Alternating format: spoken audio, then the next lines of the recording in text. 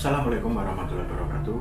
Murid-muridku, pada hari ini Bapak akan mengajar lewat video, yang mana materi pada video ini yaitu imperialisme dan kolonialisme.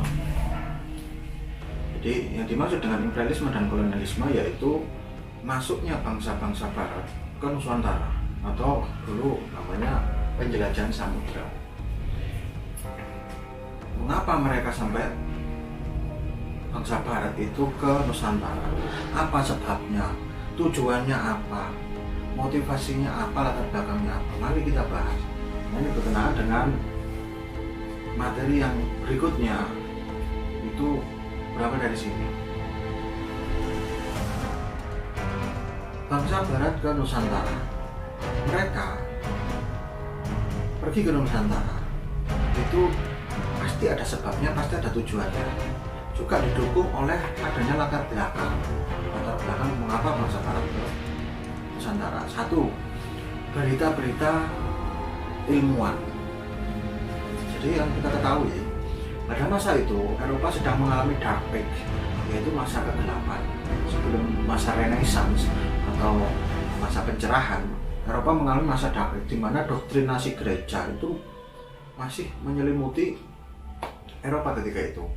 Jadi Paus Leo ketika itu ilmu pengetahuan semuanya berkiblat kepada gereja, sehingga pada waktu itu apapun yang ditemukan oleh ilmuwan ketika bertentangan dengan doktrin gereja pasti tidak dipakai.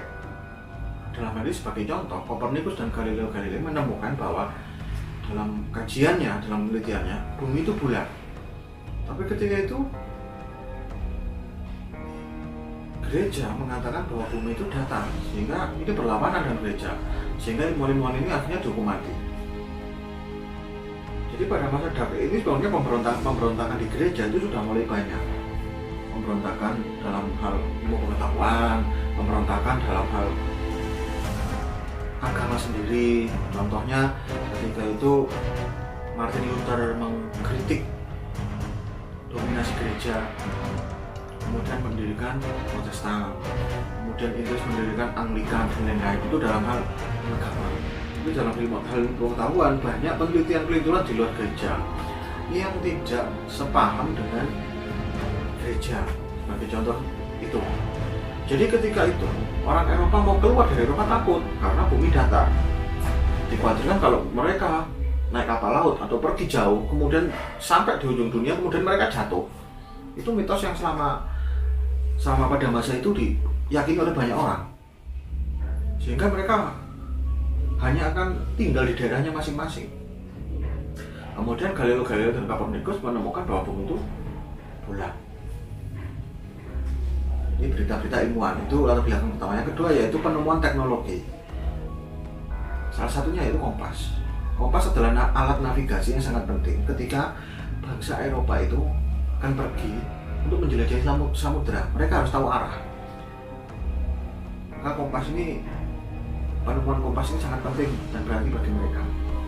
Bayangkan ketika Anda pergi ke suatu hutan atau lautan, kemudian Anda tidak memiliki kompas, hanya mengandalkan matahari dan bintang-bintang, pasti akan kesulitan. Yang kedua yaitu ditemukannya mesiu. Mesiu digunakan untuk senjata. Ketika mereka pergi ke suatu tempat yang mereka tidak ketahui, mereka sangat membutuhkan senjata, paling tidak alat perlindungan diri, yaitu berupa meriam dan senapan. Yang ketiga yaitu kertas. Penemuan kertas ketika itu sangat penting. Kenapa? Karena pada masa itu mereka melakukan pencatatan pada perjalanannya, apa saja yang ditemui, kemudian jalan apa saja yang mereka lalui, arah mana yang mereka tuju, itu selalu mereka catat. Dobrakan sejarah inilah yang membuat Eropa keluar dari masa Dark Age menuju ke Renaissance. Latar belakang berikutnya yaitu yang menjadi sebab khusus kenapa kok orang Eropa pergi ke Nusantara untuk mencari rempah-rempah, yaitu penaklukan Konstantinopel. Kita tahu bahwa Konstantinopel adalah suatu pelabuhan perbatasan antara Eropa dan Asia. yang mana Konstantin ketika itu adalah Romawi Timur, kerajaan Nasrani yang sangat besar di timur. Jadi ketika itu Romawi itu ada dua. Kita merujuk juga ke hadisnya Rasulullah. Ketika itu Romawi ada dua, ada Romawi Barat, Romawi Timur. Yang Barat di Vatikan, yang Romawi Timur di Konstantin. Nah, karena Konstantin ini kemudian nanti jatuh, maka jalur perdagangan Eropa dengan Asia itu terputus. Mereka nggak bisa berdagang lagi. Sedangkan rempah-rempah itu adalah kebutuhan penting di Eropa. Eropa itu adalah satu benua yang iklimnya cukup ekstrim. Ketika dingin, sangat dingin sekali. Sedangkan sumber daya mereka terbatas. Kalau kita di Indonesia, alhamdulillah kita bisa ada padi. Kalau umpamanya kita kedinginan, ada kopi, ada jahe, ada makanan hangat macam-macam, ada minuman hangat macam-macam. Tapi kalau di Eropa, sumber dayanya sangat terbatas. Tidak ada tanaman kopi di sana, tanaman teh juga tidak ada, tebu juga tidak ada. Jadi sesederhana yang sumber daya sederhana seperti ini aja mereka tidak ada. Yang bisa hidup di sana hanya apel. Mungkin kalau buah itu apel, kalau makanan utama gandum, kemudian jadi roti, kentang. Hanya terbatas itu saja. Semua kebutuhan orang Eropa itu semuanya dari Asia. Dari segi makanan, dari segi jenis-jenis sayuran, jenis-jenis buah-buahan, jenis-jenis pohon, semuanya dari Asia. Di sana sangat terbatas sekali. Nah, sekarang untuk menuju datangnya bangsa Eropa ke Nusantara, kita bahas dulu penaklukan Konstantinopel.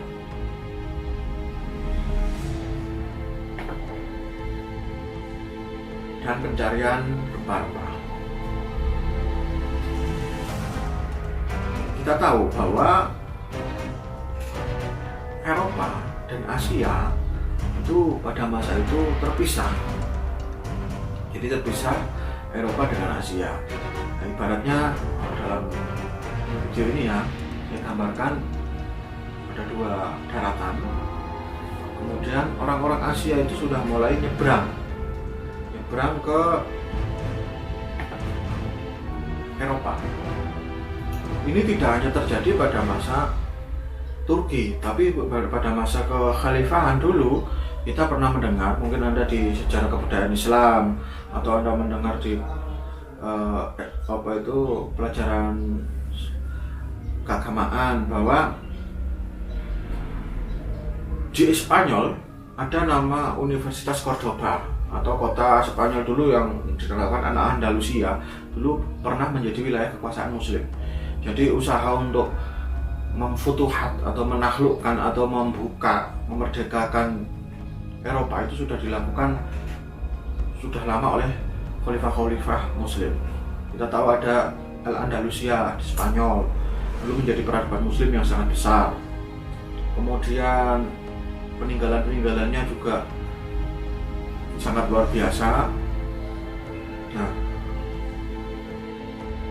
di sebelah utara ada Caspian Persia. Jadi pada masa ini, pada masa penaklukan Konstantin itu ada beberapa kerajaan yang besar. Di Eropa ada Romawi Timur dan Romawi Barat. Kemudian di utara ada benteng Caspian Persia. Usaha untuk menaklukkan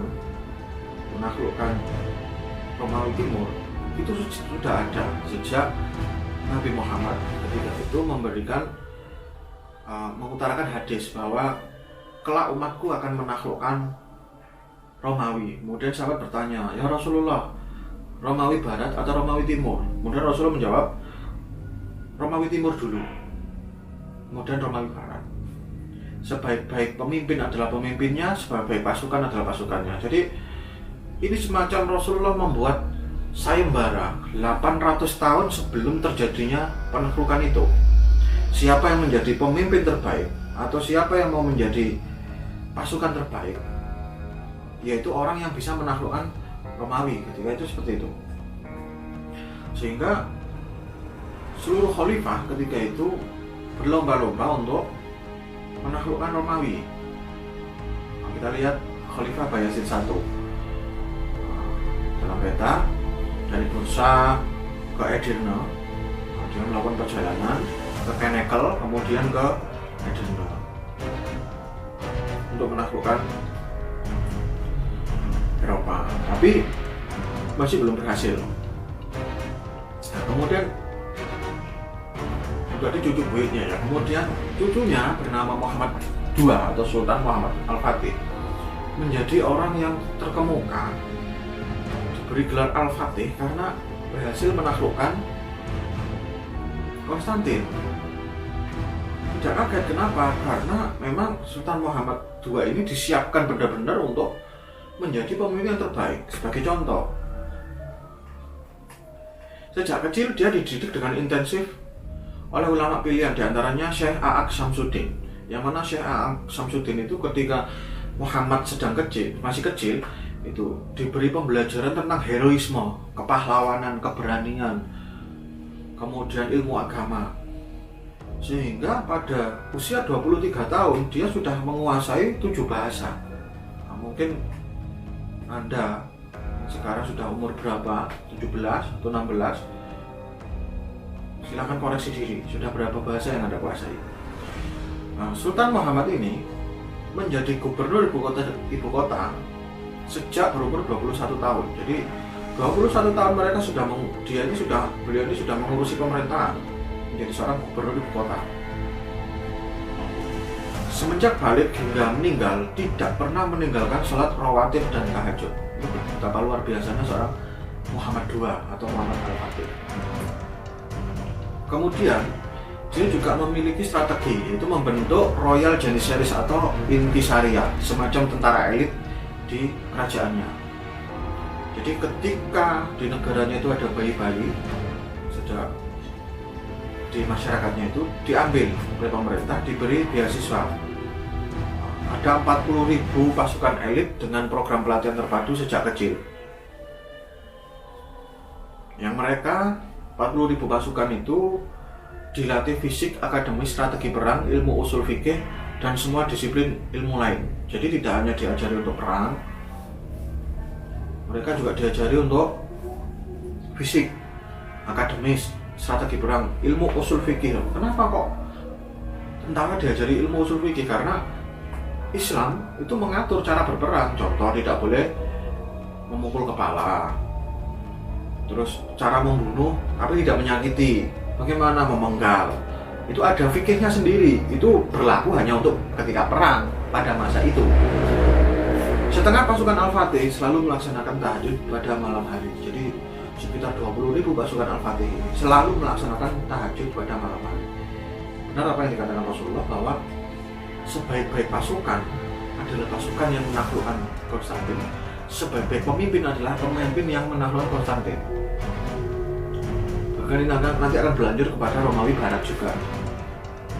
Kemudian beliau juga membangun sebuah benteng bernama Benteng Rumeli Hisari. Sebuah benteng yang tak terkoyakan setinggi 82 meter, melanjutkan usaha buyutnya Khalifah Bayezid I yang membangun Benteng Anadolu Hisari. Bisa dilihat itu, benteng itu berada di tepian perairan.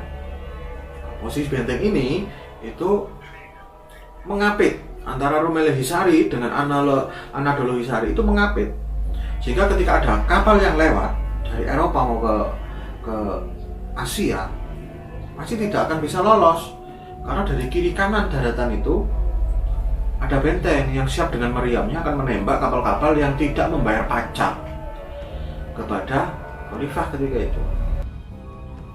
Oke, kita lanjutkan. Jadi ini bisa kita lihat Benteng Anadolu Hisari. Ini foto sekarang ya kondisinya. Jadi tidak pas di tepi sekali, tidak. Sekarang ada bangunan-bangunan juga. Ini adalah peninggalan dari Khalifah Bayezid I dengan tinggi 25 meter. Kemudian ini Rumeli Hisari, peninggalan dari Khalifah Muhammad II atau Sultan Muhammad Al-Fatih 1452 Masehi dengan tinggi 82 meter, dikerjakan dengan 5.000 pekerja selesai dalam waktu 4 bulan. Kita lihat betapa luar biasanya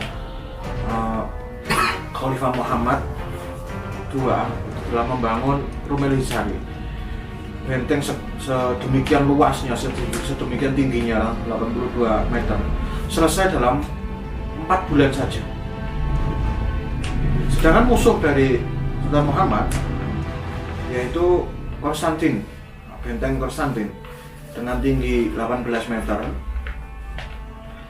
yang dibangun oleh Kaisar Konstantin pada abad ketiga yang menjadi saksi sejarah kebesaran kekaisaran Bizantium.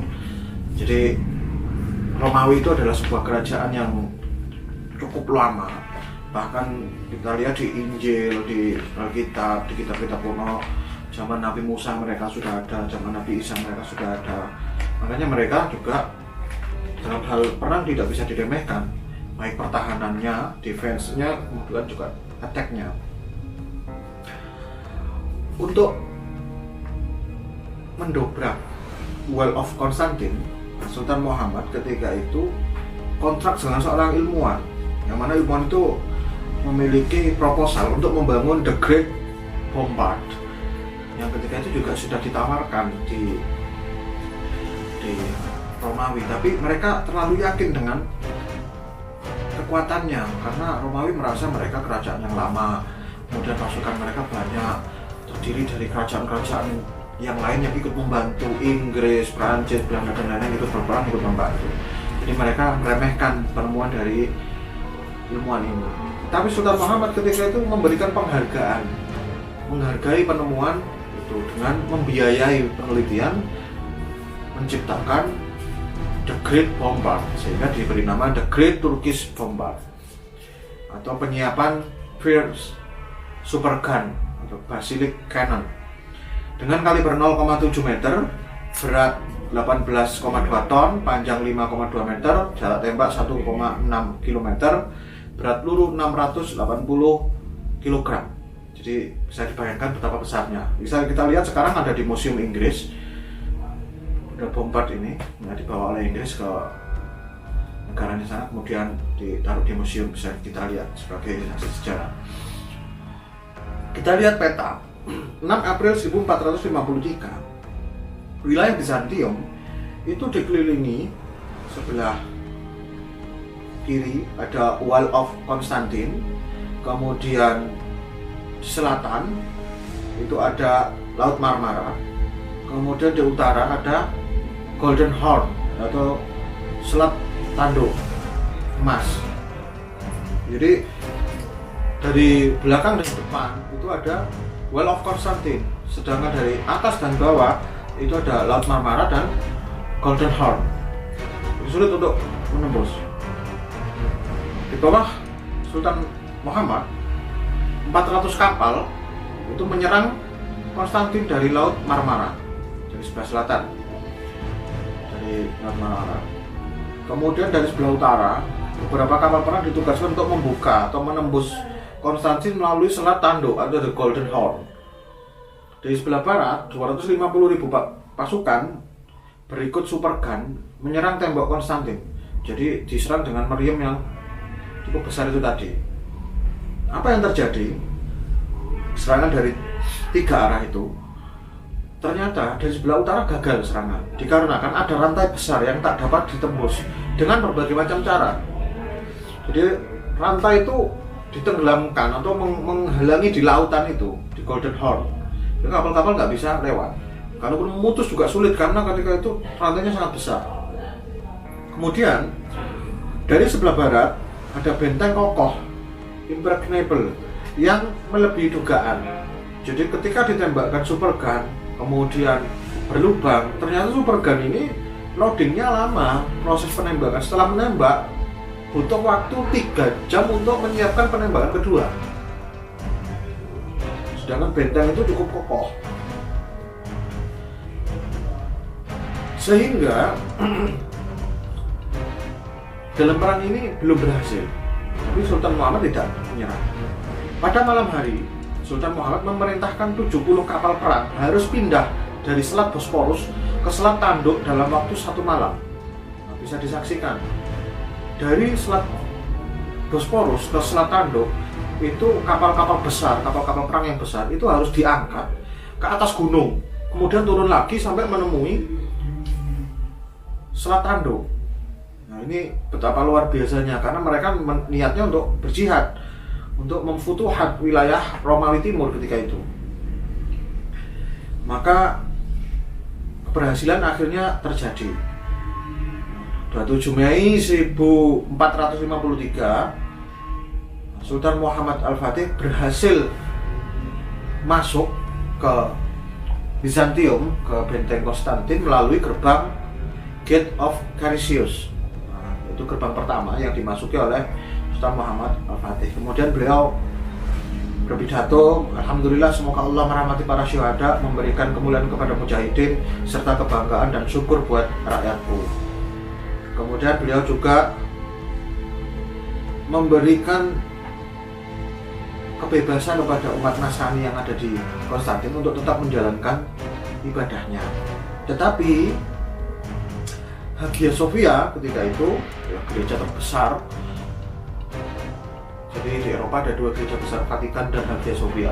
Hagia Sophia kemudian dijadikan masjid yang sekarang menjadi masjid yang cukup populer dan terkenal. Jadi perang ini berlangsung 54 hari. 825 tahun penantian setelah sayembara yang disabdakan oleh Rasulullah. Jadi dibuktikan setelah 825 tahun setelahnya. Jadi dari semua itu tadi, itulah yang menjadi sebab khusus bangsa-bangsa Eropa pergi ke Nusantara, mencari jalur lain, tidak lewat Konstantin lagi, tidak lewat Bizantium lagi, karena jalurnya sudah terputus, sehingga mereka harus mencari jalan lain melalui penjelajahan samudra dengan dibekali latar belakangnya yaitu penemuan ilmuwan dan penemuan berita-berita ilmuwan dan penemuan teknologi. Nah, di latar belakang itu sehingga orang Eropa mencari jalur lain untuk pergi ke Nusantara mencari rempah-rempah. Sampai di situ dulu, nanti pertemuan berikutnya kita akan membahas tujuan mereka ke Nusantara. Nanti akan kita membahas apa itu 3G, Gold, Glory, Gospel. Kemudian petualangan bangsa-bangsa Eropa, Spanyol, Portugis, kemudian Belanda, Inggris. Sekian, silakan dipelajari. Jangan lupa, silakan cari nanti film Sultan Muhammad Al-Fatih. Itu sudah banyak, nanti kalau sudah ketemu linknya akan saya share di e-learning. Terima kasih, selamat belajar. Assalamualaikum warahmatullahi wabarakatuh.